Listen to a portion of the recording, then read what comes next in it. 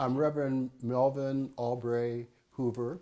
Actually, I'm the Reverend Dr. Melvin Albury Hoover. I don't always use that. Transformative change agent. It's pretty easy. I was born in Columbus, Ohio in 1944 in a state and a country of apartheid. And I was one of the first black babies actually to be born at the hospital that had opened up. And I was born and had some initial issues with breathing and struggling and needed an incubator and some attention. And they had limited supply. And some people had decided they weren't going to make me one of those persons in one. And my doctor, P.H. Blunt at that time, who was the only black licensed to be in the hospital, picked me up and put me in one and guarded my life overnight. And so I entered the world with a guardian in that sense and an awareness. So my survival was based on someone having the courage to buck the system or ensure that the system was equitable. And so I know that story. I came into a family, the O'Neills and the Hoovers, and we were kind of this strange mini UN. So Thanksgivings and gatherings, family gatherings, we had folks of all kind of heritages, Native American, white, black, and a history. So my family was multiracial, multicultural in a time when that was unusual. And we loved each other and had real connection. So my vision of a world was that's what the world ought to be like. And so, because that was my family. And so I've kind of tried to live into that dream in the larger world most of these years. Early stage, when I was going to elementary school, key point, the principal of the school, that was a black school and had a black faculty, said to my mom, because he was also the choir director at our St. Philip's Episcopal Church, don't send Mel to kindergarten. He says, because I'm working on getting the line changed, because we were on this side of McCoy Street, which went to Garfield, which had basically white teachers and others who were not in relationship always with the community. And so what happened, is that... You saw the light. Yes. And so that's what happened. And it was the best thing. I went to Felton during time of segregation. My principal had a PhD. At least half, if not all, the teachers had master's degree or advanced education. They believed in us. They believed we should learn. They taught us to take on the world. We were the highest rated elementary school, including the university school at that time in Columbus. And so that was the grounding that said you can do anything you want, we expect you to do it, find your path and move it. And I could go on, but stories like that shaped my early. Being in St. Philip's Episcopal Church, which was a black church, not a mission. Most churches and Episcopal churches were missions. They were dependent on the white structure, didn't pay their own way. We were the second highest educated congregation. Actually, I think we were the first in terms of education. We were the second highest income because there was Procter & Gamble in Cincinnati. So but my dad was a steel worker. My mom worked, she was a nurse, but she didn't practice nursing because she had an eye issue, but she nursed in the community. And I say all this because I got shaped by this sense of the world that I was born into was not the way the world had to be. Our little McCoy Street, as we called it, was this different kind of world. And I could go to this church where the wealthy blacks and others were there. My dad was the treasurer of the church. My mom was the superintendent of the Sunday schools. So the skills said, if you have competence, if you're trustworthy, that you can be anything you want to be. I'm saying all that because that really shaped who I became. And then during that era, I also became a Whitney Young Fellow at that Young Future Leaders of America program, whatever they called it. And so Whitney Young became a role model for me at an early age. And that played into my religious choices later. He happened to be a Unitarian Universalist, which I found out later. And I thought that making change was a direction that made sense. So I started heading to college about 62. And again, we're beginning to feel that the civil rights movement is having some impact, but it was running up against the wall of real change. And so I went into college thinking, what am I going to do? And I thought I'd go to the Air Force because in the service, people of color were beginning to get recognition. But in the midst of that, the Vietnam War was going on, and the summer of '64 happened. And isn't it interesting? This is the 50th anniversary as we're taping this. Summer of '64. was the beginning of a revolution in this country. Most people didn't know what it was going to be or where it would go. And I got caught up in that and all the possibilities of 64 as the civil rights legislation came into being in 65 with the voters' rights. And so technically, we're no longer a legal apartheid nation. And so how do we then create this new world and realize I was on the cusp, I was on the cutting edge. I was one of those who had to help shape that world and decided that ministry was one of the places that might do that. And unfortunately, when Dr. King was assassinated in 1968, that was a turning point because some of us said we have to carry forth the vision and the dream because he can't do it, so it's up to us. And so that began to shape my path. But I always, because I had this history, this family history, the church history, I never got into hating people. I was always taught, in fact, the irony is growing up, I was taught to have empathy for whites because they were ignorant and they didn't have enough education to know that they weren't always, that they thought they were greater than they were. So I wasn't fearing whites and I wasn't taught to fear whites. But I was taught to treat people as people and to look at their hearts. And that's what King tried to say. So that became my path into ministry. So I went to Colgate Rochester University.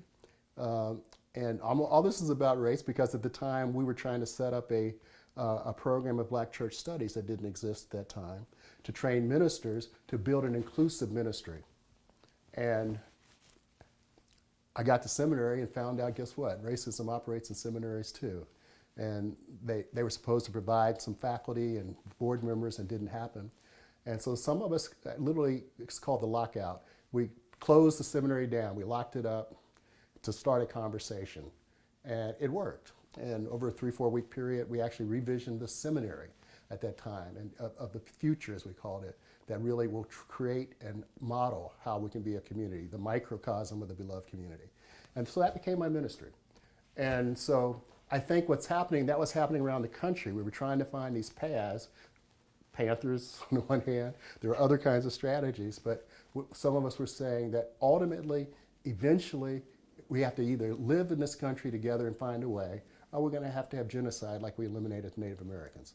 And so that's still the question. This is the irony of this right now. But going back to what you asked me, that shaped my path to ministry. I began to see there was a different kind of ministry than just being a parish minister, to work with the community, to do systemic change. And I've been blessed with some of the people I've been in contact with who've given me opportunities and been mentors. And so we began to do that work and bringing the church outside of the walls, being in the community, partnering with folks, taking on systemic issues in education, particularly housing discrimination, creating projects and things like that. And so that's part of that cycle of the 60s and 70s. And then something happened. It was called the 80s with Ronald Reagan. And a lot of those strategies of that time were blocked. A lot of the federal assistance and the laws that were being enforced stopped. And so we began to regress, and the opportunities for growth and developing an authentic inclusiveness was put off track again. And so then the issue was, how do we get out of that? So some of us gathered in the 90s and says, what did we not do right in the civil rights era? What's the learning? And it was kind of the thing that at the end, Malcolm X and Martin Luther King had come to see something together. Malcolm came from the hard, can't trust into, hey, we have to build a world together. And Martin had learned that love and faith wasn't enough, that the systems were in place and hearts were good, you could change them, but the systems would still go ahead and deliver the same old kind of oppressive hierarchy of oppression. So we said, how do we take this on and how do we teach it? And to be honest, the impetus for that at that time was, if we don't find a way to do this, eventually our population is going to change. And we don't think that white folks are smart enough, have been educated enough in terms of their history and learning to think that they can really be in partnership. And so therefore, the strategies of annihilation are trying to incarcerate folks, all the things that have happened in the last few decades, are going to become the strategies to try and stay in power instead of trying to be in relationship.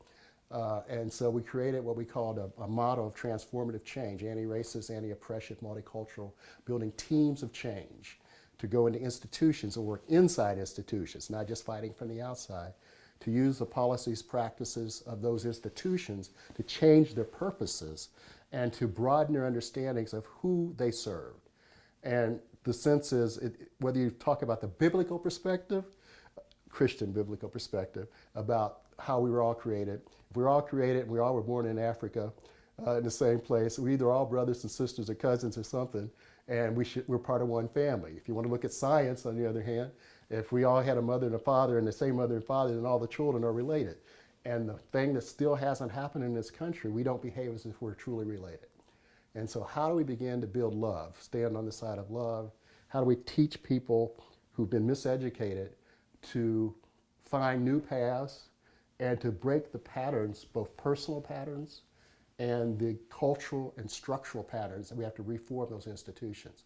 So that's been my life work, and done it in a variety of settings and stuff, and to teach others that we can make a change. So could you just briefly then say what you do, what happens when you go into one of these institutions? How do you make that change occur? Well, we start where people are. We ask them, the first thing is people are where they are. So we tell stories. And we invite people to tell their stories. We talk about some of the cultural stories. And then sometimes we just lift up history. In some of our early work, what we would do is we started an occasion, we'd bring people together. And then before we got into what we were doing and why we were there, we kind of introduce ourselves. And we'd have sheets of paper on the wall. And we'd have these eras. And we tell people to go, tell what you know about what happened in these eras. A wall of history, we call it. Mm-hmm. And so people would go put on those walls what they knew about history. And then we'd walk around and we'd talk about why somebody put something else, why they put what they put up there. Then we talk about what other things were going on. So our lived experience would show gaps or awarenesses, and we then would build our event with the wall of history surrounding us over the next several days. And then we would add to it as we learn things. So then we tried to deal with factual things, and we also invited people to raise challenges, to say, because they know what they know, or they believe what they know. And then we would try and bring in other worldviews and perspectives. We use videos as well to bring in people to raise consciousness for experiences people might not have. So, and that's still, it's not all that different. And then we would then invite people to get to a point where what we know is you can't force somebody to change. I know that. We know that in terms of just change theory. What you can do, what's the old adage? You can lead a horse to water, but you can't make him drink. It's kind of that philosophy. So we would lead folks to healthy water and invite them to drink of it.